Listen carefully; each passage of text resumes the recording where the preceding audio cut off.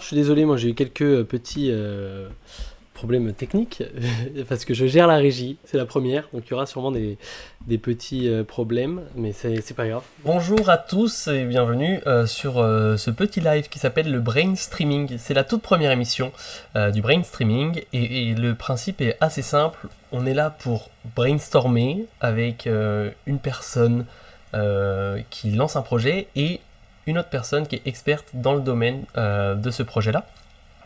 Je m'appelle Sabri Mbarki. Aujourd'hui, je vais être accompagné de deux personnes que je trouve géniales, que je vais vous présenter dans un instant. Et je vous souhaite la bienvenue sur ce petit live. Les personnes que je vais vous présenter s'appellent Corentin Bernard et Victor Sato. Et je vais laisser se présenter eux-mêmes très rapidement. Que Victor Sato, l'honneur est à toi. Aujourd'hui, pour ce premier épisode du Brain Streaming, qui est consacré du coup et qui est centré sur Punchou et donc sur Corentin Bernard qui va pouvoir se présenter. Bonjour Corentin, bonsoir. Donc, pourquoi avec Lara on s'est intéressé au poncho? Le poncho, c'est un vêtement qui a beaucoup d'avantages. D'abord, c'est un vêtement qui s'enfile rapidement, c'est une taille unique, il s'adapte à toutes les morphologies, donc c'est un vêtement inclusif. Il est pratique car il est facilement pliable et transportable, c'est un carré. Il protège du chaud comme du froid, donc c'est un isolant thermique. Et c'est un vêtement intemporel avec un style polyvalent. Il peut se porter de différentes façons. Alors, comment Punchou réinvente le poncho? Punchou, c'est en un poncho composé de deux carrés de textile parfaitement symétriques et qui sont reliés par un système de fermeture innovant et unique. J'espère qu'on voit bien le prototype derrière. En deux, Punchou, c'est des carrés interchangeables.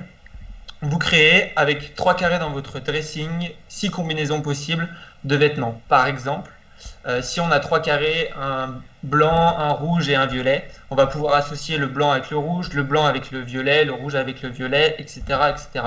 Punchou, c'est consommer moins mais mieux et plus intelligemment. En 3, Punchou, c'est des carrés assemblés et désassemblés au gré des activités de la journée. On va pouvoir avoir différentes matières. Là, par exemple, sur le prototype qui est derrière moi, on a deux carrés qui sont en laine pour une activité plutôt cocooning. On va avoir plutôt des carrés en soie pour des cocktails ou de la dentelle si on est sur la plage et qu'on veut être en maillot de bain. En 4, Punchou, c'est de la récupération de matières qui dorment dans des entrepôts aujourd'hui et à partir de laquelle on conçoit nos collections. Et en 5, dernièrement, Punchou, c'est une marque née, conçue et fabriquée à Lyon. De par la conception de nos vêtements en taille unique, Punchou change le mode de consommation. Punchou, c'est pas simplement une communauté ni une famille. Punchou, pardon.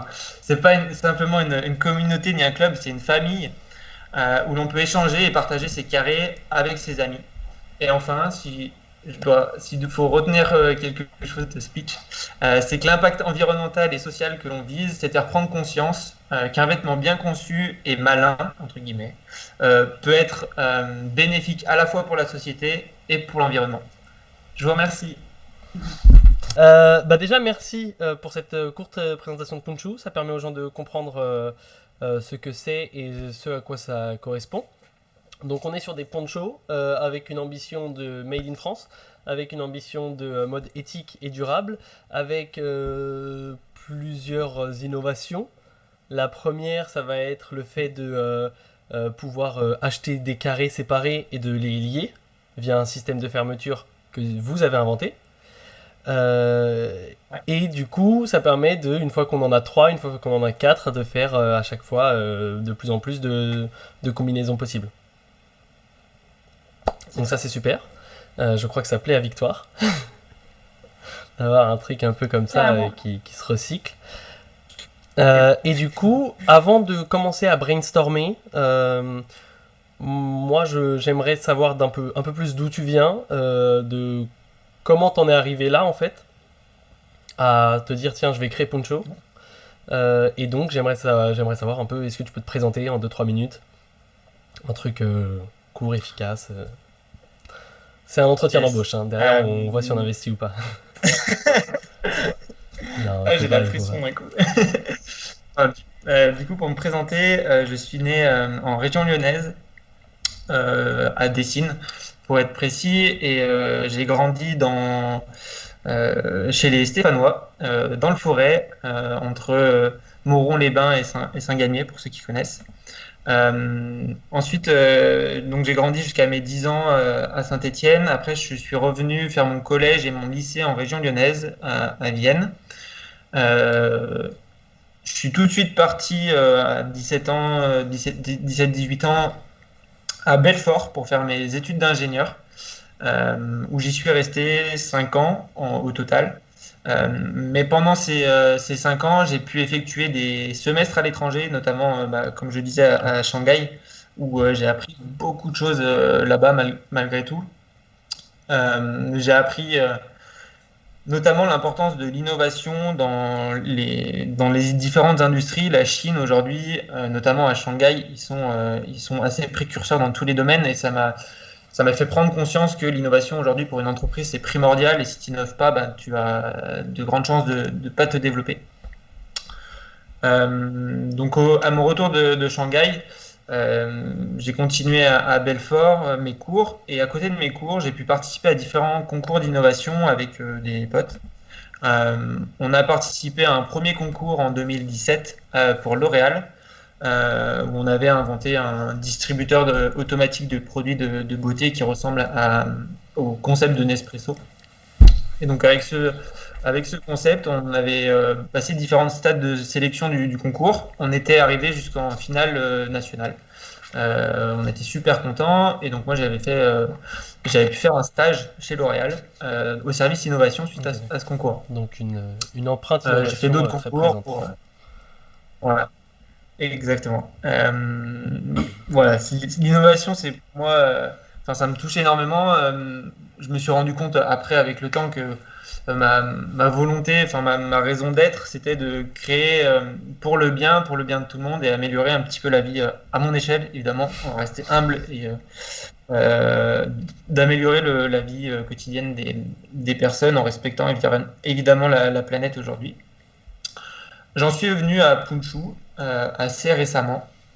L'idée, elle est venue. Alors, l'idée est née en 2014 avec les parents en voyage.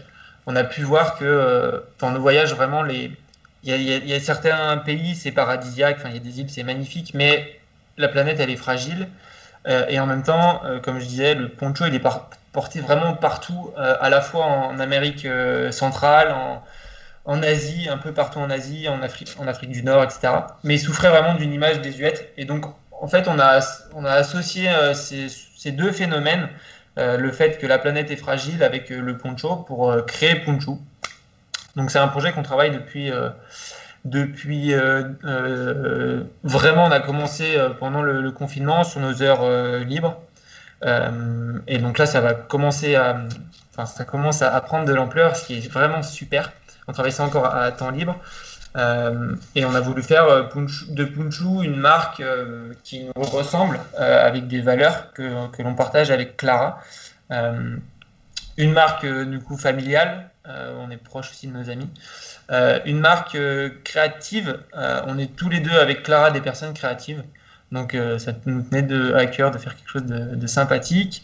Le côté authentique également, qui je pense aujourd'hui est hyper important dans le développement d'une entreprise, avec notamment la transparence dans ta communication.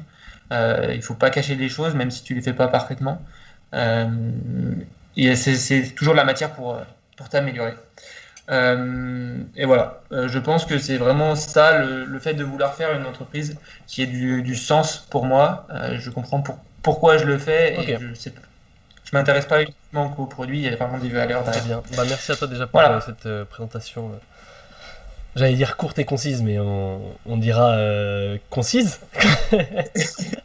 Non, je t'embête. Non, non, je t'embête, Désolé. je t'embête. Je me permets parce que je te connais quand même un petit peu hors, hors caméra. hors live. Très bien. L'idée du coup de ce live, c'est de pouvoir t'aider un peu sur des problématiques. Tu nous as parlé un peu du coup du pourquoi ce projet-là. Donc tu m'as parlé de valeurs, de sens, de famille, de côté créativité, authenticité. Moi j'ai beaucoup aimé, j'ai eu un peu en amont, j'ai pu voir les ponchos que tu as fait. On a pu les tester. Je vais pas mettre des photos parce que c'est un peu la honte, mais on a pu les tester. T'as inventé un système de fermeture pour lier tes ponchos qui n'existait pas et qui n'existe pas sur le marché et que tu vas finir par déposer, j'espère. Euh, J'espère. donc dans l'idée, on voit que tu as cette patte innovation et en gros, le principe du brainstorming, c'est de brainstormer ensemble autour de plusieurs problématiques. Donc j'aimerais savoir un peu quelles sont tes problématiques actuelles et comment tu comptes du coup évoluer, sur quoi est-ce qu'on peut t'aider et te conseiller en gros, et t'apporter de l'aide en général. Donc à savoir que Victoire est là parce que c'est une experte dans ton domaine. Est-ce que ça t'embête que je dise experte? Sois contente, sois contente. Je vais y aller avec modestie, ça va dépendre des questions. Experte, non, mais par contre, j'ai peut-être une vision macro qui peut être intéressante sur certains points. L'expertise, Bien il sûr. faudra aller la chercher en détail, mais je suis avec plaisir là pour t'aider. Et globalement, les mots-clés qui ont été prononcés jusqu'ici me parlent. Du coup, merci Sapli. Aujourd'hui, nos objectifs à court terme, c'est de finaliser nos prototypes pour à terme, à long terme, enfin moyen terme, on va dire, début 2021, se lancer en crowdfunding. Donc, entre la finalisation des prototypes jusqu'au crowdfunding, il va y avoir plein d'étapes et du coup plein de problématiques. Aujourd'hui, pour faire nos prototypes que vous voyez là, on n'a pas encore des matières, on n'a pas pu récupérer des matières issues de stock d'upcycling. Alors, si tu veux, je te laisserai, Victoire, présenter ce qu'est l'upcycling. Mais aujourd'hui, on n'arrive pas encore à trouver les bons fournisseurs. Et surtout, derrière, une fois qu'on les aura trouvés, il faut convaincre le fournisseur de nous vendre des matières qui sont à l'abandon, entre guillemets, dans les entrepôts pour pouvoir fabriquer nos collections parce que ces matières appartenaient à d'autres marques. Ok. Est-ce Complètement. que tu nous expliques l'upcycling, Victor? Est-ce que la question, c'est comment sourcing Ouais. tu veux faire de l'upcycling, c'est ça? Ok. Donc, on définit l'upcycling. En fait, l'upcycling, c'est pas les rouleaux en tant que tel, c'est la méthode de transformation d'une matière euh, en un autre produit, mais sans décomposition intermédiaire. C'est-à-dire que le recyclage va nécessiter qu'on décompose complètement la matière et qu'on en fabrique autre chose, une même matière ou une autre matière. L'upcycling, c'est la transformation d'une matière existante, mais sans toutes les étapes de dégradation et de refabrication. Et du coup, l'upcycling textile, effectivement, à partir de stocks dormants, ce que tu décris, Corentin, ça consiste, il y a plusieurs méthodes. En fait, il y a du pré-consumer et du post-consumer, donc avant ou après l'usage consommateur. En pré-consumer, souvent, ce que tu veux faire dans ce que tu décris, c'est récupérer des rouleaux de tissu, donc ce qu'on appelle les stocks dormants, chez les entreprises qui font du linge de maison, qui font des vêtements, et qui n'utilisent plus ces collections parce que elles sont passées par rapport au trend ou parce qu'ils avaient un surplus. Et bien souvent, en fait, ces rouleaux de matière sont un gisement énorme de matières premières qui sont très, comment dire, économiquement, qui sont un gouffre pour les marques parce qu'elles sont obligées de les stocker. Donc, déjà, écologiquement, c'est un peu scandaleux parce que ce sont soit des stocks qui sont brûlés quand ils coûtent trop cher logistiquement à conserver, soit qui dorment pendant des années dans des entrepôts. C'est des matières qui ont déjà été produites, donc qui ont consommé énormément d'énergie à travers aussi bien, si c'est du coton, la culture de la matière première, sa transformation, la teinture, etc., etc., les finishings, donc le traitement du textile. Et ce sont des textiles qui sont, dans la majorité des cas, en parfait état. Il y a quelques stocks dormants qui sont présents du fait d'un micro-détail défaut qui passe pas à l'équivalent du contrôle technique pour le tissu, notamment dans les grandes maisons. Et c'est ce qui fait qu'en fait, on a des matières incroyables, voilà, dormantes. Aujourd'hui, on s'y intéresse parce qu'effectivement, écologiquement, c'est hyper vertueux. Maintenant, c'est pas facile de les récupérer pour plein de raisons, parce qu'il y a parfois des imprimés qui sont déposés par les marques, parce que c'est des textiles pour certains à haute valeur ajoutée, et que donc ça fait aussi mal au cœur pour une marque qui parfois a vraiment développé son truc jusqu'à son imprimé pour en avoir la propriété. Mais c'est pas impossible et c'est de plus en plus à la mode. Et ça tombe pas mal dans le langage commun. Je passe juste un instant sur l'upcycling post-consumer parce que je l'ai mentionné, mais en gros, c'est aussi tout ce qui consiste à récupérer des vêtements qui ont déjà été, des textiles déjà transformés en vêtements. On déconstruit le vêtement pour en faire autre chose, mais ce sont des vêtements qui ont déjà été portés. C'est par exemple une marque qui va chiner des vêtements de métier sur une brocante et qui va transformer ces vêtements de métier en d'autres, en décomposant, en changeant une manche, un col, etc. C'est une autre méthode. Et le sourcing est un peu différent. Dans le cadre du poncho, je pense que c'est compliqué. Donc, on va se concentrer sur le pré-consumer. Il y a différentes manières de sourcer.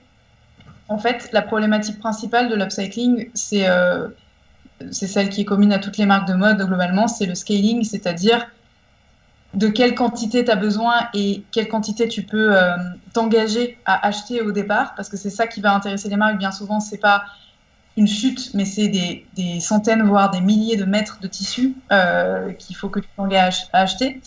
Donc, il faut pouvoir t'engager à produire quelque chose avec ça et les vendre secondairement. Et c'est ça toute la problématique, en fait. Donc, entre le chinage et l'initiative vraiment, si tu veux, individuelle d'aller récupérer des textiles, donc il y a la première option, des textiles dormants chez Emmaüs, dans les brocantes, parce que ça peut être aussi des équivalents nappes, etc., du linge de maison, ou des fins de stock, vraiment. Par exemple, il reste 7 mètres de tissu utilisé par telle marque, où là, tu te heurtes au fait de justement ne pas pouvoir du tout scaler, même sans scaler, ne pas pouvoir produire en grande quantité, parce que quand tu récupères 7 mètres par 4, tu es quand même limité, bien sûr. assez limité en fabrication. Entre ça et le 200 mètres, 300 mètres, 1000 mètres, tu n'as pas grand-chose. Et aujourd'hui, en gros, moi, je vois trois possibilités. La première, c'est, donc, on vient d'en parler, le fait d'aller chiner toi-même, ce qui peut être une entrée dans ta marque, en fait, une manière pour ta marque de démarrer, de tester ton marché, de ne pas prendre trop de risques, etc. Le seul risque que tu as, c'est que si du jour au lendemain, tu te retrouves avec des commandes de ouf, tu es un peu genre, t'es limité, quoi. Mais bon, c'est pas dramatique, c'est une bonne problématique.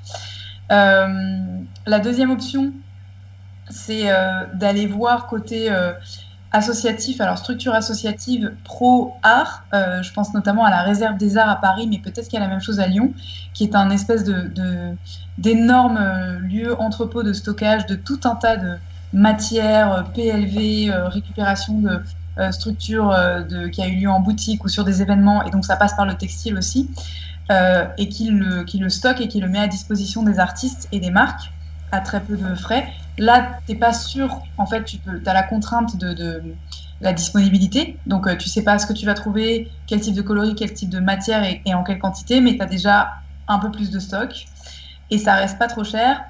Après, tu as en fait, des entreprises qui sont spécialisées là-dedans, donc je pense notamment, on peut citer des noms. Dans le cuir, tu as Adapta qui s'est spécialisé là-dedans. Tu as Uptrade aussi qui est vraiment une bibliothèque matière. Ce que j'allais dire, il n'y en a pas qui font de l'achat-revente justement de ces trucs-là. Ouais, mais encore une fois, pour que ce soit rentable pour eux, il faut qu'ils s'adressent à des très grosses maisons qui cherchent à vendre des très grosses quantités. Donc c'est pour ça que je dis c'est vraiment le dernier level, c'est ça. Et il y a peut-être une quatrième option, mais qui veut dire que tu intermédies ta production, c'est les entreprises, en fait les bureaux de développement produits qui sont spécialisés là-dedans. Et là, je pense à une boîte qui s'appelle Coco Rico, qui fait que du vegan 100% made in France. Et comment ils font ça? Alors, ils utilisent que des matières qui sont véganes et quasiment que, ou beaucoup en tout cas, de stock dormant.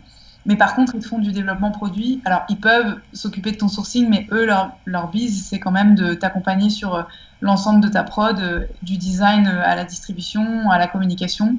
Donc, voilà, ils ont une offre qui peut être segmentée et t'accompagner sur le choix des matières. C'est un intermédiaire, c'est-à-dire que les minimums de commandes sont moins importants que chez Uptrade, par exemple, mais ça reste quand même s'engager sur un certain volume. Voilà, je ne sais pas si ça répond à ta Ouais, question. clairement. Et après, quels sont les leviers pour arriver à convaincre toutes ces entreprises? Est-ce que c'est des leviers environnementaux? Est-ce que c'est des leviers économiques? Je sais pas. Est-ce qu'en disant on va récupérer la matière, on va récupérer votre matière, vous allez pouvoir communiquer avec nous pour dire bah voilà, on ne laisse plus les matières dormir si c'est des stocks dormants dans nos entrepôts. Alors, C'est j'en assez ai nouveau. pas l'expérience perso. Maintenant, je peux te donner des pistes sur la manière dont moi je procéderais. C'est vraiment très, très, très. C'est du tailoring en fonction de ceux à qui tu t'adresses. Les énormes boîtes de fast fashion Ils sont là pour n'en prendre de ont l'argent, je pense. à faire. Voilà, Ouais. c'est ça. Ce sera un argument économique, logistique. Les Ok. très grandes maisons qui te proposent des textiles à haute valeur ajoutée, elles vont être très regardantes sur ce que tu vas en faire parce que leur image en dépend. Donc, il faudra probablement réfléchir à quelque chose d'hyper sexy. Ensuite, l'argument écologique, à mon sens, à moins que tu aies une très grosse force de frappe communicationnelle et que tu t'engages à déployer, tu vois, niveau RP, des communiqués de presse à tout va sur la collab vertueuse entre Punchou et telle marque qui fait en sorte que on déstocke et on utilise ses surplus. À moins que tu aies cette force de frappe-là, ça me semble compliqué, mais ça peut être une manière d'adresser, enfin, d'amener l'argument écologique. Je pense que premièrement, c'est Sinon, un argument économique, hein. Eux, qu'est-ce qu'ils ont à y gagner en fait? Et c'est à toi de trouver, comme a dit Victoire, le truc qui va les faire changer. Et les très grosses marques, ça va être de l'argent. Réussir à leur faire économiser des coûts peut-être ou autre. Et les plus petites marques, ça va être sur le côté exceptionnel peut-être, le côté unique de la création. Enfin, c'est comme ça que je le vois. il y a deux trucs auxquels je pense qui peut-être enfin, sont vraiment à votre avantage. Euh, et sans vouloir vous mettre la pression, à mon avis, le lancement est super important. C'est-à-dire que si tu fais un carton plein avec un produit qui est vraiment différenciant sur le marché tel que tu le décris, et que, alors après, je sais pas du tout quelle est votre cible, si vous avez fait un bench national, international, si bah, les porteurs de ponchos sont français ou ailleurs, mais on en parlera peut-être après. En tout cas, si jamais vous réussissez votre coup, avec la préco, vous prendrez pas trop de risques économiquement si vous rentrez dans vos objectifs. Et si vous arrivez, admettons, à un objectif de 300%, ça va être beaucoup plus simple d'aller chercher, donc tout en peut-être en misant sur un objectif au départ faible de 50 ou 100 pièces vendues. Ça va être plus simple ensuite d'aller chercher une marque en disant, voilà, regardez comme ça a fonctionné. Est-ce que vous êtes chaud pour que on utilise vos stocks, on vous les rachète à moindre coût et que on communique dessus, voire même ce que tu peux envisager de faire, c'est une collab. C'est-à-dire une coprod, tu vois, tu vas chercher une marque et sois ambitieux en fait. Hein. Tu vas chercher Rains, tu vas chercher Patagonia, enfin Rains si tu fais de l'imperméable, Patagonia ou un slip français ou n'importe quoi et tu leur proposes une collab en disant que tu t'occupes du développement produit, que juste toi, ils te filent leur stock et puis ils te prêtent leur nom et ils cautionnent ce produit-là. Ça, je pense que ça nécessite une première phase test, mais ça peut être ultra, ultra crédibilisant. Et l'avantage, c'est que tu as un produit aussi qui est, enfin, tu peux automatiser, comment dire, enfin, tu vas avoir un type de patron en fait. Donc, si finalement tu sais que ton produit phare il marche et que tu n'en as qu'un, il n'y a pas trop de risque, tu vois, sur une récidive, quoi. Ouais. Donc la clé, c'est vraiment réussir le lancement et tout prévoir en amont, en fait. Ok. Il y a ça. Et alors, dernière chose peut-être, je suis en train de me dire que finalement, je ne sais pas quel est votre réseau mode, mais bien souvent, on a l'impression que les géants sont inatteignables et que la responsabilité sociétale, ils s'en moquent. La réalité, c'est que la plupart du temps, ils ne savent pas par quel bout prendre l'éco-responsabilité, ils n'ont pas connaissance de projets tels que le tien. Donc, j'ajouterais l'argument, vas-y au culot. N'hésitez pas à envoyer des DM aux marques, des messages en leur disant, voilà, on a tel projet, on est à la recherche d'eux, est-ce que vous avez du stock? Oui, non, est-ce qu'on peut rencontrer les équipes de développement produit? Et en fait, t'es pas du tout à l'abri que ça marche. Ok, super. Merci pour les conseils. Du coup, on a pas mal parlé de l'importance de la communication en amont. En amont, l'objectif, c'est quand même de se lancer en crowdfunding pour, comme tu l'as dit, Victoire, pas prendre trop de risques. Ouais. Euh, Quelles sont les clés pour communiquer sur le lancement d'une marque? Quels sont les médias? Mais pour moi, ça dépend de votre cible. Si je peux prendre la parole, hein, au cas où. J'ai vu que tu allais parler, Victoire, donc je te la pique et on alterne après. Pour moi, ça va dépendre beaucoup de ta cible. Qui est-ce que tu cibles? Pourquoi cette cible? À quel point tu sais que cette cible elle va être intéressée par. Et ensuite, le média, pour moi, il dépend aussi de ça. Du Instagram, du lifestyle, etc. Tu vois, c'est très jeune génération. Ouais. Même si ça est en train de se démocratiser aussi sur les générations un peu plus anciennes. Mais c'est comme Facebook à l'époque. Facebook à l'époque, c'était très jeune génération. Et puis petit à petit, ça s'est agrandi. La force d'impact d'une page sur Facebook, elle n'est pas la même que sur Instagram. Mais aujourd'hui, pour moi, ton format de communication, enfin le type de réseaux sociaux que tu vas pouvoir utiliser ou autre, il va dépendre aussi du type de personne que tu veux toucher. D'accord, ok. Bah, du coup, pour parler un peu de la cible, on cherche à justement rajeunir à fond la cible des ponchos. Donc plutôt, pour donner un ordre d'idée, c'est 25-45 ans et avec des bons moyens, CSP+, parce qu'aujourd'hui, on n'en a pas parlé encore, mais fabriquer en France avec des belles matières, ça coûte hyper cher, donc les produits derrière, forcément, on peut pas... ça se reflète au final sur les produits. On en parlera après, je pense, un peu du coût. Actuellement, niveau communication, vous en êtes à où? Aujourd'hui, on n'a pas encore lancé de réseaux sociaux. On envisageait de faire Instagram. On a donc travaillé sur notre logo, on a fait notre charte graphique.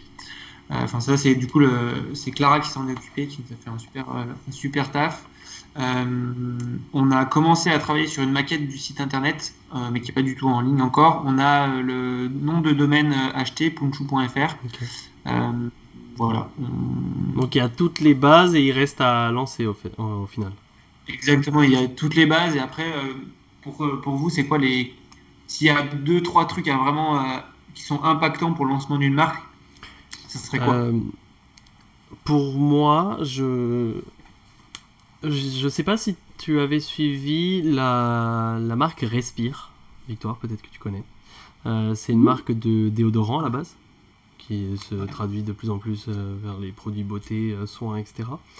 La communication qu'elle avait faite, la personne qui a lancé ça, j'ai plus son nom en tête. Justine. Exactement, Justine Mito. Elle était partie sur son storytelling. Elle faisait beaucoup de sport. Elle s'est rendue compte, elle a eu un cancer du sein et elle s'est rendue compte qu'il y avait énormément de mauvais produits chimiques dans les déodorants. Elle s'est dit ok, je vais faire un truc.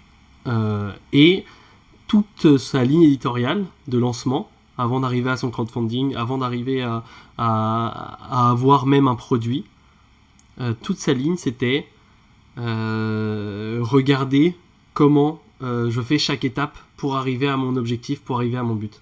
Donc elle a communiqué sur ses valeurs, sur la manière dont elle voulait faire, sur là où elle voulait arriver, et tout au début, et ensuite petit à petit, chaque semaine, tu la voyais en rendez-vous avec des chimistes, tu la voyais en rendez-vous avec les personnes qui allaient lui faire le logo, avec pareil, les personnes qui allaient designer le produit, etc. Et elle faisait comme ça un point d'avancement chaque semaine. Et il y a eu cette force parce que les gens se sont un petit peu identifiés à elle. C'était des personnes sportives, c'était des personnes qui voulaient être un peu plus libres, etc. C'est des valeurs qu'elle lançait. Donc elle s'est regroupée autour de plusieurs valeurs et donc les gens ont commencé à s'identifier à elle et ont commencé à suivre son projet en fait et à être totalement derrière son projet. Et une fois qu'elle a pu sortir son produit, en fait, elle avait déjà énormément de monde qui la suivait, énormément de monde qui était intéressé, et donc elle a eu une plus grande force d'impact. Tu vois ce que je veux dire? Ok. Ouais, en fait, elle a communiqué massivement et quantitativement, je pense, vraiment sur le développement, la phase de développement de sa marque. C'est ça, parce qu'à la base, elle avait créé, entre guillemets, sa communauté autour aussi du fait que c'était une sportive, etc., etc. Là, vous avez déjà plus ou moins le produit. Donc, il y a peut-être autre chose à faire, mais vos rendez-vous, vous pouvez aussi les mettre. Je sais pas, en ce moment, sur Instagram, les marques, elles font de plus en plus des trucs comme ça où elles montrent un peu les backstage, elles montrent les créateurs, elles montrent comment ça se passe dans les usines, parce que les gens, ils ont envie de voir du vrai. Ils ont envie de voir comment ça se construit. Ils ont envie de voir à quoi ça ressemble pour de vrai. Et plus tu vas leur montrer du vrai, plus ils vont être dans la certitude que ton produit, c'est un bon produit. Et donc, ils vont te suivre. Et très souvent, quand tu suis quelqu'un, le jour où il lance un produit, si tu as créé un peu d'affectif, si tu as créé un peu un lien avec cette personne, et bah tu vas te dire, allez, je vais aller aider. Tu vois? Ok, ouais. Victoire, peut-être que tu as des idées, des choses. Je te rejoins tout à fait dans ce que tu viens de dire, Sabri, pardon. Je pense que c'est hyper important. Et d'ailleurs, si vous avez déjà un peu de contenu a posteriori, c'est vachement bien d'ouvrir son compte Instagram en amont pour faire des vidéos immersives. On a choisi telle et telle matière. Aujourd'hui, on rencontre tel fournisseur. Là, on adore, mais on a telle problématique de prix. Vous en pensez quoi? Et juste montrer vos têtes, raconter l'histoire. L'association Frères et Sœurs, le fait que vous bossiez à côté, qu'est-ce que ça veut dire de monter une boîte. Enfin, aujourd'hui, on est vraiment dans une ère où effectivement la transparence c'est la clé et on a besoin d'humain. Et l'humain, on est obligé de le digitaliser parce en plus des problématiques climatiques qui sont hyper anxiogènes et qui nous poussent quand même à partager, à se rassembler, cette envie-là est d'autant plus renforcée par le Covid en fait et par le phénomène distanciation sociale qui nous est imposé. Et donc le but de tout le challenge, c'est d'humaniser le digital. Et pour ça, il faut que tu montres la vraie vie. Et en plus, effectivement, il a été démontré dans des études Zeno, des grosses études conso sur 8000 personnes au mois de juin, etc., que les gens, et notamment la génération Z, alors qui n'est pas tout à fait ta cible, mais qui est ta cible en deux, ne vont s'attacher et ne considèrent que les entreprises qui doivent survivre ne sont que celles qui ont une vraie mission, une vraie raison d'être, une vraie valeur ajoutée et ont des engagements. Il a été démontré aussi que les consommateurs et consommatrices ont plus confiance en une marque qui communique avec transparence sur ce qu'elle fait de pas bien, que sur une marque qui va peindre en vert l'intégralité de sa com avec du bullshit. Hashtag McDo. Allez, ça dénonce, on est là. Tu vas avoir un problème, ça, Oli. Et du coup, voilà, c'est d'autant plus important, effectivement, de faire cet aveu d'humilité, de vulnérabilité. De toute façon, c'est des choses qui vont servir. Ce que tu nous dis là, ça coûte un bras de faire du Made in France avec des textiles qualitatifs. En fait, c'est ton rôle éducatif de marque auprès des consos, en fait, de répandre cette parole-là. C'est notre rôle de média, bien sûr, et on y vient après dans la stratégie. Mais dans un premier temps, ça doit venir du cœur. Ta boîte, elle vient du cœur. Présente-la comme telle, en fait. Donc, dès maintenant, je dirais, n'attendez pas que tout soit parfait pour vous balancer sur les réseaux sociaux. Au contraire, en fait, allez-y en mode, bon, salut, c'est nous. Voilà ce qu'on a envie de partager. Voilà nos problématiques. Voilà pourquoi on se lève le matin alors que ça ne nous rapporte pas une thune et qu'on ne sait pas du tout où va ce projet et que c'est un pari et que machin. Ce qu'on veut, c'est ça, en fait. C'est que tu nous divertisses avec ton authenticité. Et on veut être inspiré par des gens qui prennent des risques. Aujourd'hui, on ne peut pas prendre des risques et s'envoyer en deltaplane. Donc, c'est prendre des risques entrepreneuriaux aussi. Voilà, c'est tester des choses. C'est être un peu l'architecte du monde de demain qui, aujourd'hui, part sacrément en couille. Et on a besoin d'être rassuré par des entrepreneurs et des futurs entrepreneurs qui ont des valeurs communes à celles qu'on pense être les bonnes. Voilà. Et donc ça, c'est la première chose, effectivement. L'omnicanalité est super importante, c'est-à-dire, dans un premier temps, et je te parle pas de sortir le moindre centime pour commencer, mais storytelling et story doing, en fait, story proving au quotidien, adapté à ton audience, LinkedIn, plutôt côté entrepreneurial. À ton audience Twitter, ne pas négliger Twitter non plus. Beaucoup de marques le font, mais c'est une connerie. Un peu plus, voilà, présenter les projets de manière un peu plus légère, mais quand même un peu business et un peu innotech. Facebook évidemment, parce qu'il faut oublier personne et que de toute façon l'ADS et tout ce que tu vas pouvoir cracher en business manager ensuite va passer par là, donc autant créer ta communauté tout de suite. Instagram et une newsletter de qualité dans laquelle pareil de façon, je sais pas, bimensuelle, mensuelle, tu racontes un peu les milestones, voilà, et tu commences avec 10 abonnés, 20 abonnés, 100 abonnés, 200. Et tu commences aussi, je pense, surtout si tu veux te lancer en crowdfunding, avec, en fait, par cercle concentrique. Tu démarres avec ta sœur, avec ta famille, avec vos proches, avec vos potes, avec les potes des potes, via donc soit ces canaux-là, Instagram et compagnie, et en plus des communautés de bêta-testeurs et testeuses sur le médium que tu veux, WhatsApp, je pense que c'est le plus approprié.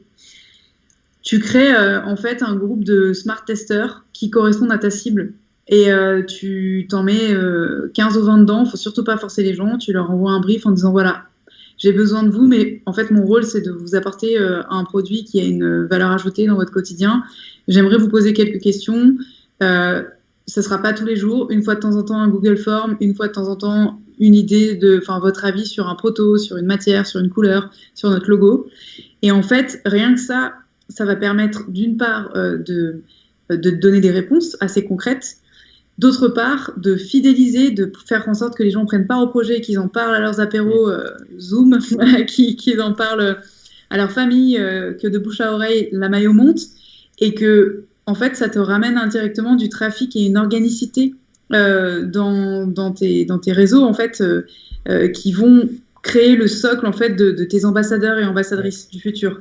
Et c'est ces gens-là qui sont tes porte-parole et qui ont à cœur de t'aider pro bono. Et ça, c'est genre le truc priceless, quoi. Et après seulement, effectivement, parce que tout seul c'est compliqué et que en fonction de vos ambitions, mais vous allez peut-être avoir besoin d'avoir des renforts en termes de visibilité. Il y a un truc que juste avant de passer à cette partie monétisable, etc. Ouais. L'organicité, c'est quoi? J'ai pas compris. En gros, les communautés organiques, c'est les communautés que tu n'as pas achetées, quoi. C'est tous les gens qui sont là et qui te suivent parce qu'ils aiment ton projet. Ce qui vient parce que tu as créé des choses, en fait, de toi-même. Les followers organiques, c'est tout ce qui fait la diff entre une marque... C'est les vrais, en fait. Ouais, c'est ça. C'est ceux qui se génèrent tout seuls, sans que tu aies eu besoin de faire de pub. Pour te donner un ordre d'idée, en fait, ça dépend de la vitesse à laquelle tu veux aller, mais aussi de qui tu veux toucher. Si tu veux juste faire du chiffre en termes d'audience, tu peux acheter des gens, mais tu n'auras pas de transfo. Si tu es prêt à aller moins vite, mais à être organique, tu auras beaucoup plus de transfo, mais tu auras moins de followers. Forcément, quelqu'un achète. Nous, notre compte Instagram, tu vois, il a 3 ans. On s'y est vraiment mis il y a 1 an et demi. On est à 21 000 abonnés, ce qui est pas mal, mais ce qui n'est pas beaucoup.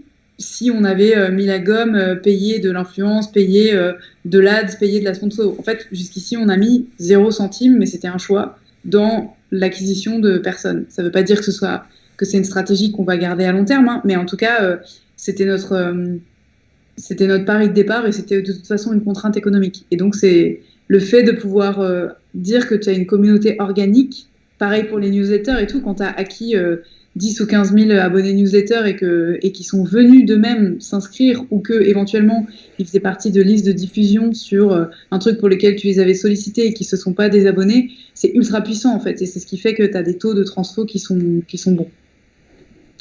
Et donc ce que je voulais dire, donc, à ne pas négliger, qui est important à mon sens dès maintenant, c'est la partie blog de votre site web. En fait, pour le référencement Google, faut bourriner mais dès maintenant, quoi. Il faut targeter à fond des mots-clés, il faut publier du contenu de qualité pour expliquer ce que vous faites, pour expliquer vos engagements, parce que c'est ça qui va faire que le jour où vous lancez un produit, vous n'avez pas un site web vide avec juste une catégorie e-shop et 3 modèles de poncho. Vous avez une histoire, vous avez des photos, vous avez déjà une communauté Instagram et une multiplicité de réseaux. À savoir que, pour en ajouter sur ce que tu dis Victor, ça ne veut pas dire faire plus de travail en fait. Non. Parce que ce que tu utilises sur ton blog, tu vas l'utiliser sur ton Insta, tu vas l'utiliser sur ton Facebook, Et en fait, l'avantage de ça, c'est que tu vas pouvoir dupliquer. Quand tu postes une photo sur Insta où tu racontes un peu votre histoire, ou que tu mets un post ou autre, et bah de là, tu peux le dupliquer directement et faire ton article juste derrière sur ton blog, ou inversement. Mais tout ce que tu vas utiliser est réutilisable autre part. Tu considères que tu es capable de recycler de la matière, etc. Considère que tu es capable de recycler aussi du contenu, en fait. C'est la même chose. Tu perds pas ça. Du coup, tu pars forcément de ton blog, de ta newsletter, et après tu vas le décliner sur tes réseaux. Ou l'inverse, c'est pas grave, parce que tout le monde ne te suit pas sur Insta, tout le monde ne te suit pas sur Facebook. Ouais. Ok. Puis t'adaptes ton wording, en fait, mais Sabri a raison, c'est vraiment... c'est un exercice hyper kiffant parce qu'en plus, c'est une manière de te rappeler de ton histoire, tu vois. Donc, au fur et à mesure que tu poses les jalons, tu les décris. Dans la newsletter, tu vas faire un petit pavé, tu vas le diviser par 2 en termes de taille pour faire ta caption Instagram. Tu vas peut-être faire un mini article sur la décomposition du prix de ton produit que tu vas pouvoir dupliquer en une petite infographie pour Insta, etc., etc. Et ouais, enfin, c'est des contenus qui se recoupent, mais que Google adore en plus. Donc, c'est vraiment une idée à retenir. Et je pense que c'est un investissement temporel qu'il faut faire dès maintenant. Et c'est aussi crédibilisant pour tes partenaires de savoir que c'est un projet solide qui existe au moins en digital depuis X temps, que vous êtes régulier dans vos efforts de création de contenu, que vous avez la niaque et envie d'en parler. Voilà. Et que vous êtes imaginatif sur les réseaux, sur les différents médiums utilisés pour communiquer. Et une fois seulement que tu as fait ça, effectivement, après, tu peux aller chercher du renfort médiatique. Donc, tu as différentes manières de le faire.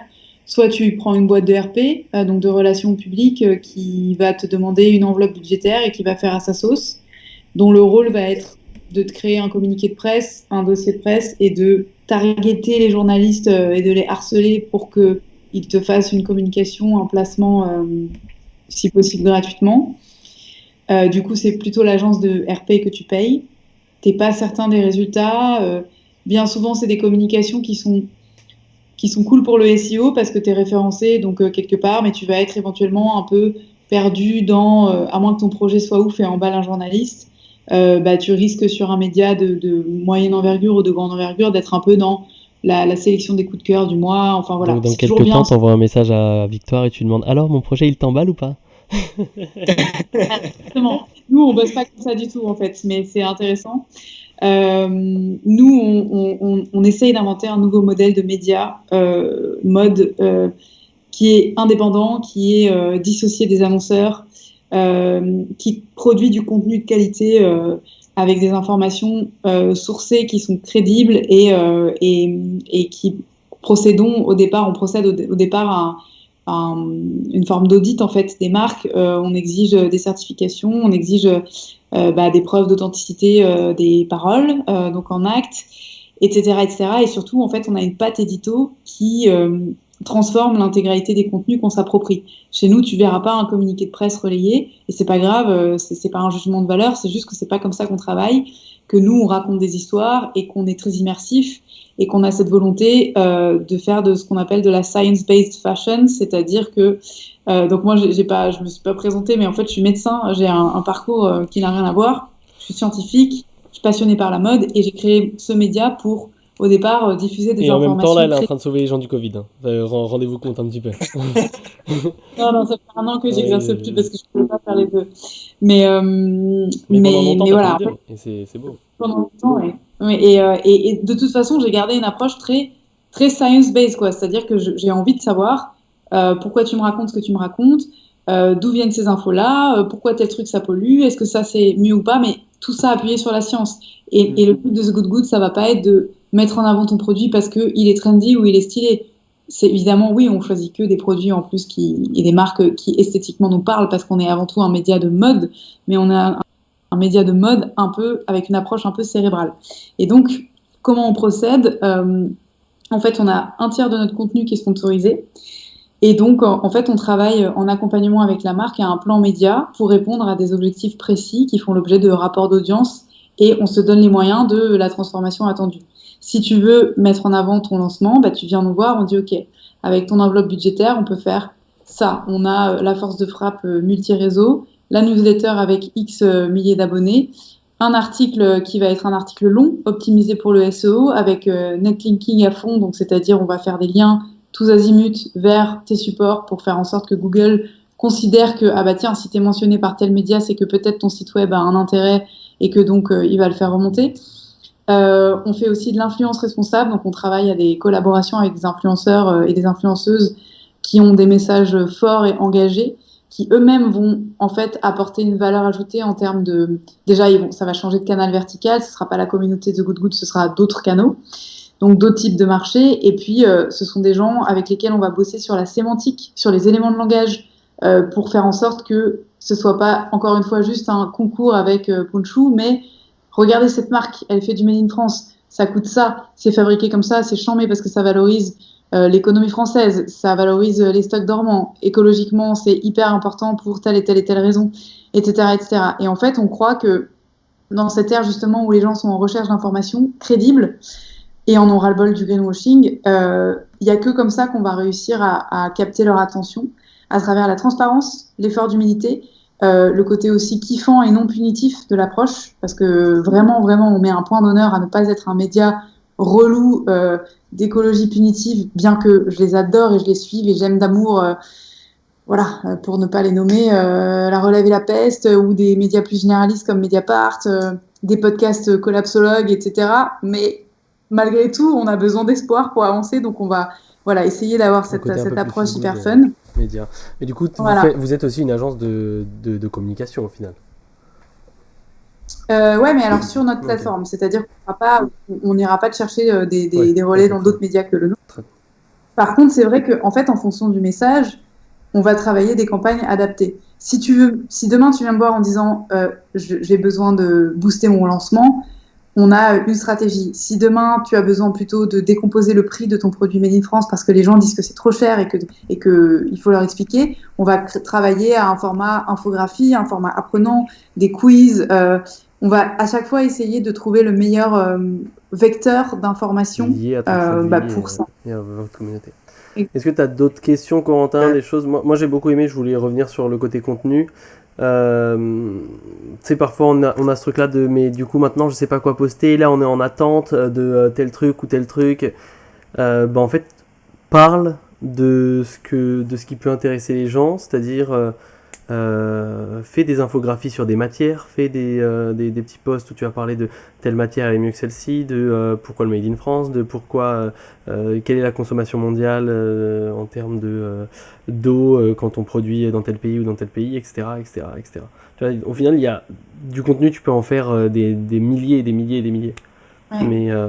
Mais faut que ça reste en cohérence bien sûr avec ce que toi tu fais. Et tu peux alterner, tu peux faire un truc où tu apprends quelque chose aux gens et un truc où tu parles de toi et comment tu avances. Et voilà. Est-ce que tu avais d'autres questions Ouais, j'ai plein de questions, du coup je sais pas si on aura Vas-y, on va dépasser un petit peu. Victoire, tu as parlé des certifications, c'est quoi? C'est des labels, et qu'est-ce qui est important là-dedans? C'est quel label? Ou quelle certification? Je sais pas si c'est ça. C'est vaste comme question. Alors pour l'upcycling, tu peux trouver des matières upcyclées qui sont labellisées. C'est 1 heure de discussion à part entière, mais en gros, les labels sont nécessaires mais pas suffisants. De la même manière que le fait d'amener ton produit par l'argument écologique est une mauvaise idée, parce que c'est pas différenciant et que c'est censé être la norme, et ça doit pas être ton argument marketing, ça doit être juste la manière de faire. Donc de la même manière que, il faut pas amener les choses par l'écologie. Le label n'est pas ta golden card, tu vois, c'est pas ton laissez-passer. Si tu l'as, c'est bien. Mais si tu l'as, il faut l'expliquer, il faut que les gens le comprennent, il faut expliquer ce pourquoi tu es allé le chercher et à quoi il sert. Et ça, c'est pareil, c'est autant de contenu pépite pour les réseaux, parce que les gens adorent apprendre des trucs. T'as plein de labels différents. T'as des labels d'appellation d'origine géographique, tu as des labels de valorisation du savoir-faire, donc appellation d'origine protégée, contrôlée, savoir-faire, tu as entreprise du patrimoine vivant, par exemple, donc il y a un label de valorisation des savoir-faire industriels et artisanaux à haute valeur ajoutée en France. Tu Tu as les labels qui sont liés plutôt à l'impact santé, donc Ecotex, qui garantit l'innocuité des vêtements pour les travailleurs du vêtement, les gens qui le portent et l'absence de relargage de matières toxiques dans l'environnement. Tu as le label GOTS, qui est un label qui peut s'adresser aussi bien aux textiles qu'aux produits finis, donc qui garantit à la fois des critères sociaux et écologiques, des matières biologiques principalement, et qui est un des plus exigeants. Mais en fait, comment dire, tu en as des tas de différents. L'important, c'est pas forcément d'aller les chercher, c'est que si tu les as, si tu peux te les offrir aussi, parce que ça a un coût, ou si tu as des partenaires qui les ont, bah, c'est de les comprendre et de les rendre digestes et de les expliquer. Et de ne pas arrêter de se remettre en question, c'est-à-dire d'une année sur l'autre, vérifier que l'entreprise partenaire avec laquelle tu bosses, elle est toujours bien certifiée, etc., qu'il n'y a pas de falsification. Je pense que c'est rassurant pour le conso. Maintenant, voilà, encore une fois, c'est pas un laisser-passer. Et si tu fais de l'upcycling, en fait, en soi, mis à part si tu passes par une entreprise qui est certifiée Global Recycle Standard, donc GRS, qui est le label qui en fait atteste du caractère recyclé de ton produit, je vois pas trop, à moins d'aller acheter des matières certifiées, comment est-ce que tu pourrais l'être toi-même. Sauf après pour tout ce qui est transformation, et donc là c'est si tes ateliers de confection sont eux-mêmes certifiés, encore une fois EPV ou autre. Je te renvoie sur The Good Goods, on a une section qui s'appelle la mode éthique, c'est quoi? Il y a plein de contenus qu'on appelle froids. Dedans, tu as un lexique des labels, un lexique des matières et un glossaire de la mode éthique. Et en fait, tout ça te permet de te guider selon ce qu'on vient de citer, les appellations géographiques, la non-toxicité, etc. etc. Voilà, je ne sais pas si ça répond à ta question. C'est déjà pas mal là. Ouais, carrément. Est-ce que tu as d'autres choses, Corentin? Peut-être, je sais pas. Je sais que tu as plein de questions. Écoute, tout à l'heure, on a abordé la question des coûts. Notre priorité, donc, c'est d'abord de finir le produit.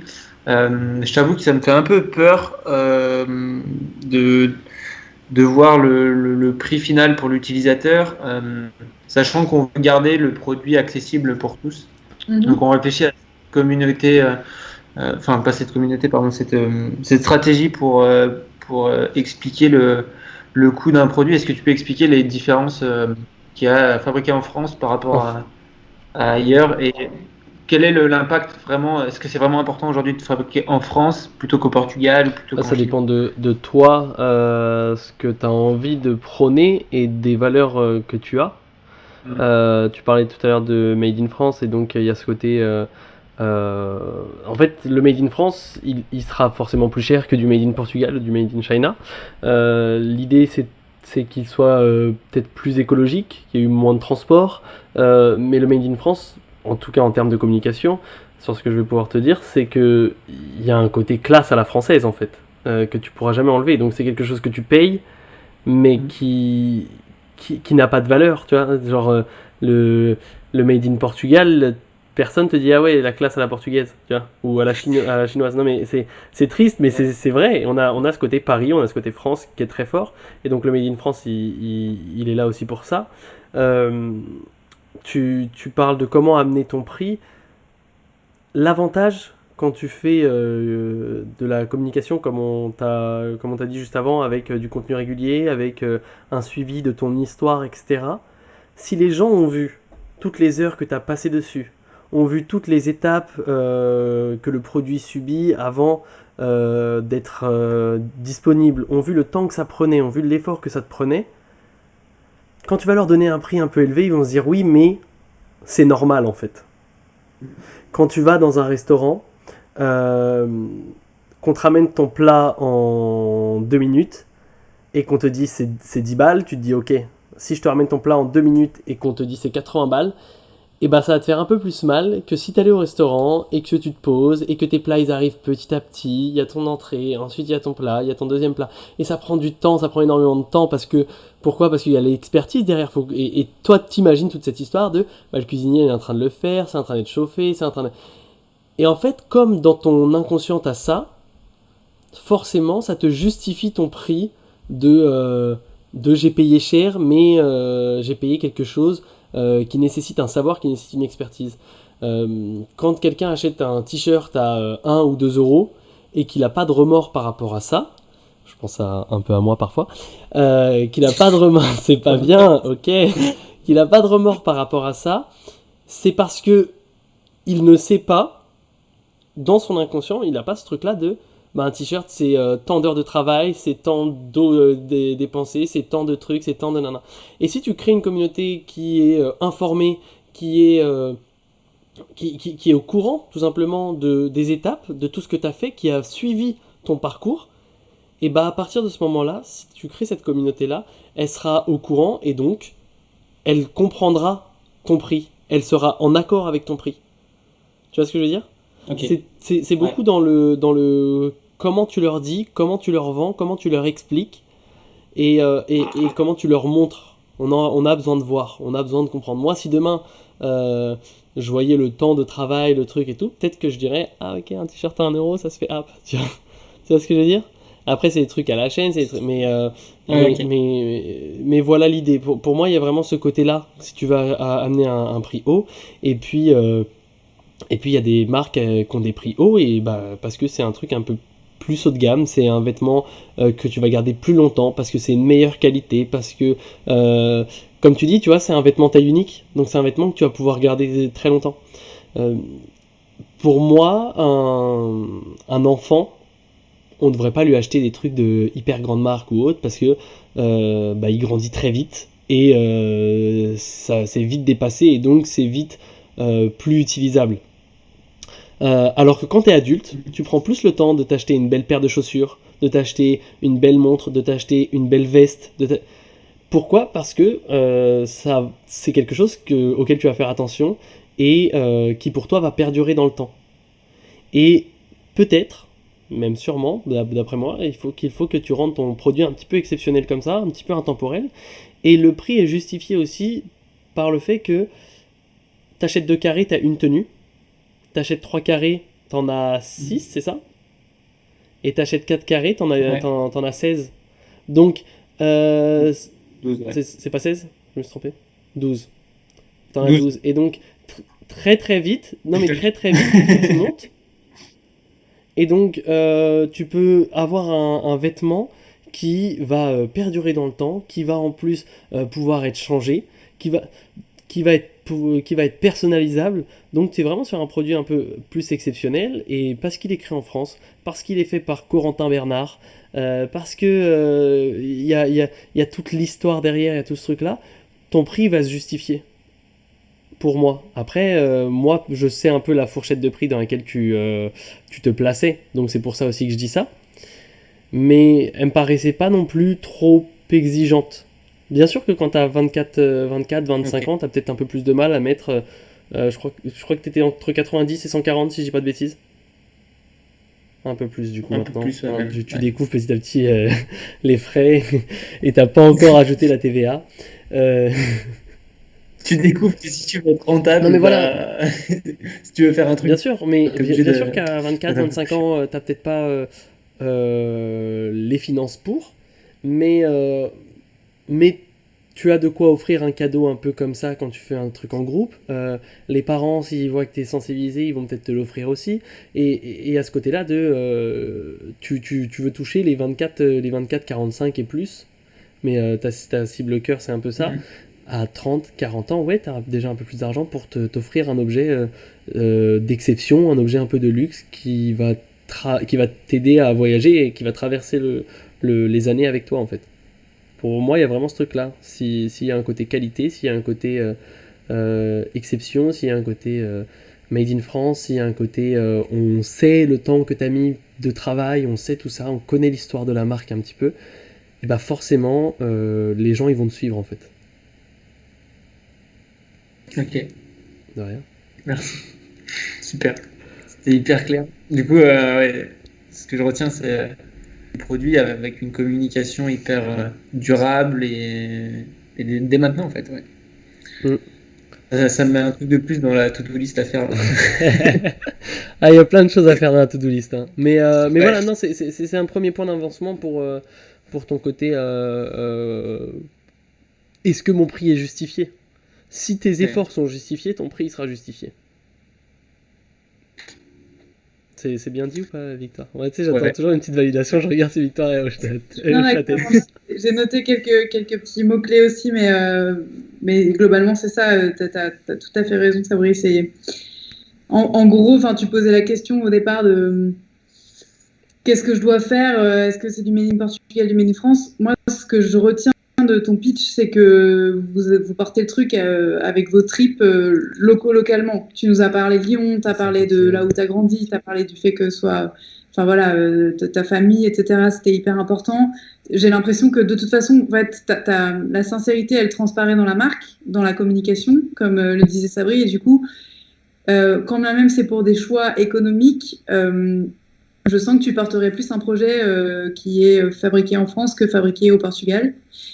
Déjà, à mon sens, c'est vraiment la base, quoi. Qu'est-ce que toi, tu as envie de faire, en fait? C'est ta boîte, tu vois. Donc, te force pas à correspondre à un marché potentiel dont tu penses qu'il va vouloir payer 20 balles de moins pour un produit que tu n'as pas envie de fabriquer, en fait, tu vois, parce que tu arriveras moins bien à le vendre, premièrement. Donc, j'avais noté, premier mot-clé, un cœur. Ah, c'est beau. Qu'est-ce qui tient à cœur? Deuxièmement, effectivement, quel est ton marché? Parce que tu vois, une marque comme Frenchaholic qui fait des produits 100% français, mais qui au départ avait une cible travaillée à Hong Kong, forcément la balance Made in France, elle se discute même pas parce qu'ils savaient très bien que c'était un méga plus dans la com pour le marché auquel ils s'adressaient. Donc, quel est ton marché? Et ça revient à la question de base. Tu m'as parlé du poncho en Amérique du Sud, chez les populations voyageantes, etc., voyageuses. Mais en France, est-ce que là est ta communauté? Est-ce que là est ta cible? Et si c'est le cas, tu dois pouvoir trouver un moyen de t'adresser à des gens qui, a priori, ont le pouvoir d'achat suffisant pour correspondre à ton positionnement prix. Ensuite, il faut que ta communication, donc la deuxième chose, c'était marché. La troisième, positionnement prix. Il faut que ta com, elle soit en adéquation. Si tu as une communication très... quali au sens des visuels, de l'esthétique, de la démonstration, de la qualité de tes matières, etc. Avant même de parler du storytelling, mais juste, voilà, est-ce que tu choisis un photographe qui a telle ou telle patte? Quels sont les termes que tu emploies? Est-ce que tu tutoies? Est-ce que tu vous vois dans tes stories? Est-ce que tu es plutôt dans le mystère et la désirabilité? Ou est-ce que tu es dans le yo les potos, qu'est-ce que vous faites cet après-midi? Tu vois, c'est con, mais c'est comme ça que tu vas attirer à toi tes clients.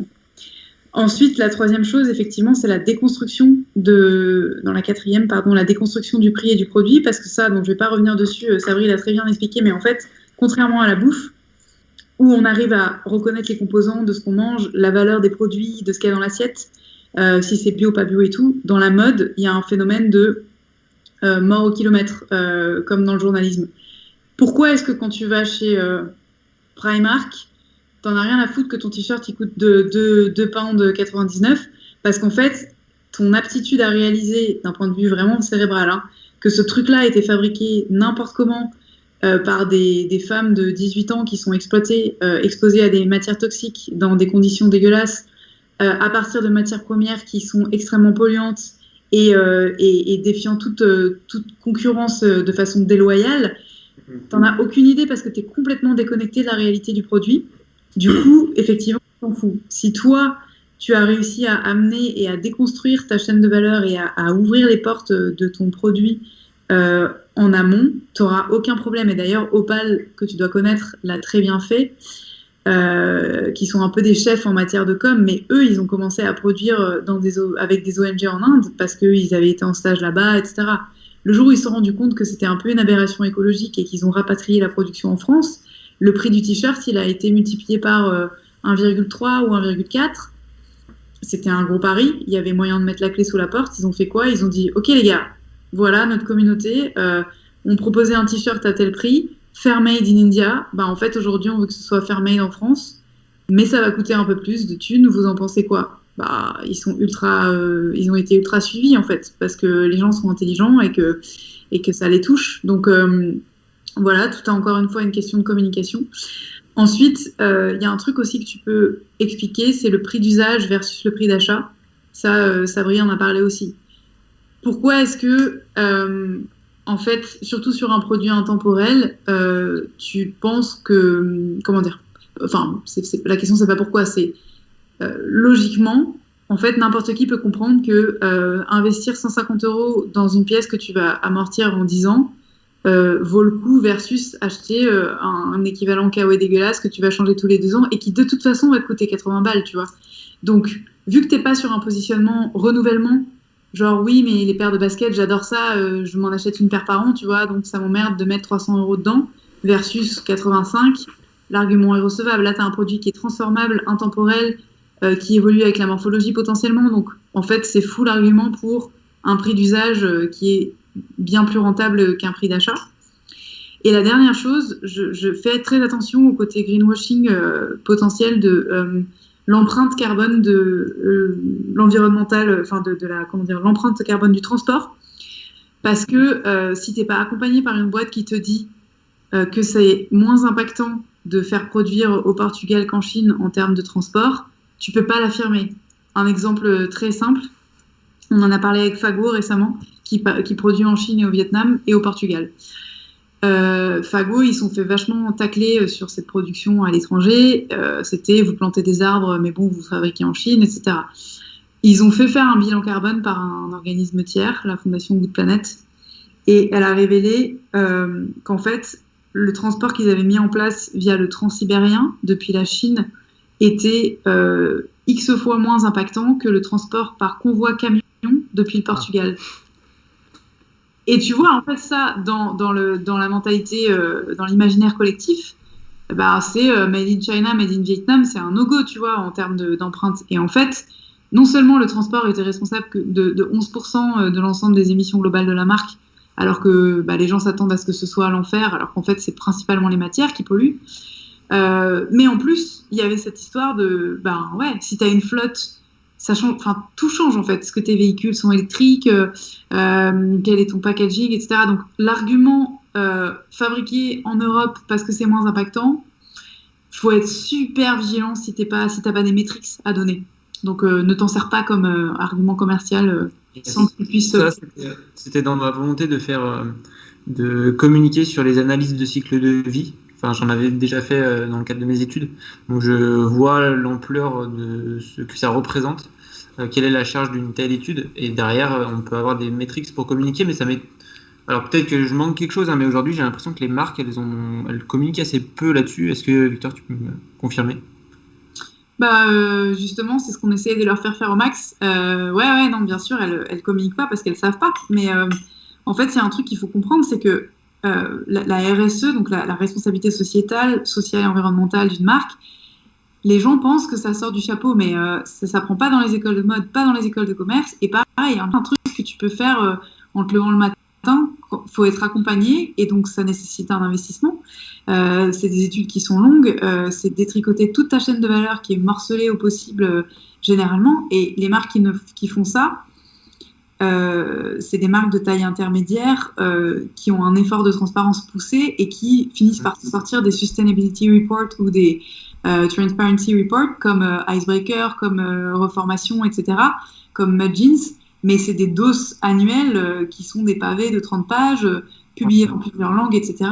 On y vient, mais clairement, c'est pas la norme, et c'est pour ça d'ailleurs que les marques disent énormément de conneries. Et alors, si je peux me permettre, je vais t'envoyer un petit article qui s'appelle « Non, la mode n'est pas la deuxième industrie la plus polluante au monde », parce que c'est faux, et c'est la plus grosse intox qui ait jamais été sortie par tout le monde, et tout le monde reprend ça dans les conférences, sur les blogs des marques, etc., etc. En fait, ça veut rien dire. La deuxième, par rapport à quoi? Par rapport à quel? Par rapport aux émissions carbone, par rapport au transport, par rapport en fait, sur quelle échelle de temps, tu vois, à quelle année ça a été mesuré, etc., etc. Et nous, on milite pour, quand on dit la science-based fashion, c'est des cours que j'ai donnés à l'Institut français de la mode d'ailleurs, et des workshops que j'ai fait avec des marques historiques, pour leur dire, les gars, en fait, vous faites partie d'une industrie qui est opaque et dans laquelle la communication n'existe pas. Aujourd'hui, il faut complètement renverser le truc et changer de paradigme. Il faut se rapprocher des scientifiques. Il faut mesurer vos impacts et il faut communiquer là-dessus. Et ça n'est que avec des éléments crédibles de mesure d'un point A à un point B sur une échelle de temps ou en comparaison de deux choses différentes que vous pourrez communiquer, mais sans aucun effort marketing, tu vois. En plus, c'est le gros avantage, quoi. C'est-à-dire que t'as pas besoin de bullshiter quand t'as les faits. T'as les chiffres, en effet. je vais devoir vous couper. Ça fait maintenant 1h14 qu'on est en live. J'avais prévu une petite session questions-réponses avec les gens qui suivaient le live. On a eu une vingtaine de personnes en tout qui sont venues. Cool. Donc c'est plutôt sympathique. Il reste, je crois, 6 spectateurs. Est-ce qu'il y a des personnes qui ont des questions ou pas? Donc on va attendre 2-3 secondes. Corentin, des questions du coup pour Corentin, pour Punchou, plus que pour nous. Quoique s'il y a des questions pour Victoire, pourquoi pas. Corentin, du coup, ça m'a fait extrêmement plaisir cet échange. Est-ce qu'il t'a servi? Est-ce que t'as appris plein de choses? Ouais. Ou pas du tout? Bah, moi aussi, ça m'a fait hyper plaisir. C'était hyper concret. Je vais retenir beaucoup de choses, notamment l'importance de ta communication très tôt. Ça, j'en avais pas conscience et du coup, merci. Enfin, c'était hyper concret le contenu et du coup, j'ai plein de petites cases à cocher dans ma to-do list maintenant et top. Merci beaucoup. Bah, merci à toi. Il y a quelqu'un dans les commentaires qui dit « Bon podcast qui suit dans sa saison 1, 2 entrepreneuses dans la mode, qui s'appelle Nouvelle Écoute Podcast. Commencer. » Ça s'appelle Commencer. Donc il y a le lien, avec les réflexions notamment sur le lieu de production. Donc ça peut peut-être te servir, Corentin, je t'enverrai le lien. Je te le transférerai aussi à toi, Victoire, au cas où tu ne connaisses pas. Victoire, j'ai envie de te dire merci beaucoup d'avoir été là, de nous avoir fait l'honneur d'être là. Ça fait un petit moment qu'on se suit, etc. Donc ça me fait extrêmement plaisir que tu aies répondu présente. Et puis on a pu aider Corentin. Donc merci à toi, j'espère que tu as passé un bon moment. Carrément, j'espère que le contrat est rempli de mon côté. Bien sûr. Et que c'était clair. En tout cas, c'était un plaisir. Et c'était très bien mené, Sabri. Ouais, merci beaucoup. Alors, on a Inès qui nous dit merci à vous, qui disait aussi au début du podcast, mais j'ai pas coupé, qui a dit qu'elle trouvait que c'était un super projet. Voilà. Et du coup, moi, ça me fait extrêmement plaisir. C'était le tout premier épisode de ce brainstorming en streaming. Je sais pas pourquoi à chaque fois j'explique, les gens normalement comprennent. Je dis on sait jamais, ok. Qui sera peut-être aussi sur laquelle je vais essayer de faire une version podcast. Je pense qu'il peut être intéressante et qui peut aider certaines personnes sur le côté, bah là dans celui-ci, côté communication, contenu, un peu comment aiguiller tout ça. Et puis plus spécialement pour suivre Punchou, pour suivre The Good Goods. Et donc dans tout ce qui est création d'une marque vestimentaire à raison éthique et responsable. Je voulais vraiment vous remercier, Corentin et Victoire, d'avoir participé à ça. C'était la première, je vous ai appelé, je vous ai dit « Hey, ça vous dit, on teste ça ?» Et peut-être que ça va pas marcher du tout. Et vous avez tous les deux été chauds, vous m'avez dit « Ok, carrément !» Donc ça me fait extrêmement plaisir. Entourez-vous de gens comme ça qui sont un petit peu fous et qui font des trucs à la dernière minute, parce que ça, on a créé ça cette semaine, hein. Il n'y a pas de trucs autres. J'espère que ça a plu aux personnes qui étaient là en live. Il y a des personnes qui sont restées tout le live, donc 1h18. C'est génial. Moi je sais pas si je serais resté 1h. Non, mais ça me fait extrêmement plaisir. Voilà, on m'a dit top aussi dans les commentaires, donc trop bien. Je vous remercie à tous les deux d'avoir été là. Je dis merci à toutes les personnes qui étaient là sur le live et on se dit à la prochaine. Merci Sabri, merci Corentin. Merci Sabri. Alors, Victoire et Corentin,